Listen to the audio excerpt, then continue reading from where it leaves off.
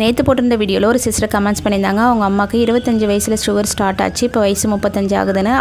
சுகரை வந்து சூப்பராக நார்மலாகவே கொண்டு வந்துடலாம். என்னென்னா நம்ம சாப்பிட்ற உணவு மூலியமாகவே கொண்டு வரலாம். என்னென்னா காலையில் வந்து ராகி, கம்பு, சோளம் இதெல்லாம் இருக்குது இல்லையா, அதெல்லாம் கழுவி தனித்தனியாக காய வச்சு பவுடராக அரைச்சி வச்சுக்கலாம்.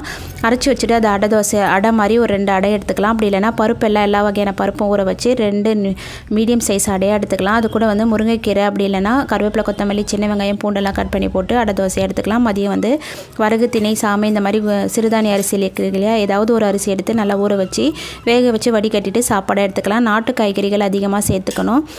புடலங்காய், பீர்க்கங்காய், சொரக்காய், கத்திரிக்காய், வெண்டைக்காய் இந்த மாதிரி நாட்டு காய்கறிகள் அதிகமாக வந்து நம்ம சேர்த்துக்கணும். நைட்டுக்கு வந்து ஒரு 2-3 இட்லி எடுத்துக்கிறோம்னா அது கூட ஏதாவது ஒரு காய் போட்டு கடைஞ்ச சாம்பார் வந்து நம்ம சேர்த்துக்கலாம். இந்த மாதிரி உணவுகளை சாப்பிடும் போது கண்டிப்பாக சுகர் நார்மலுக்கு வந்துடும். என்னென்ன உணவுகள் சாப்பிடக்கூடாதுன்னா, ஜூஸு, கூழ் வகை, சத்து மாவு கஞ்சி இந்த மாதிரிலாம் நம்ம எடுத்துக்கக்கூடாது.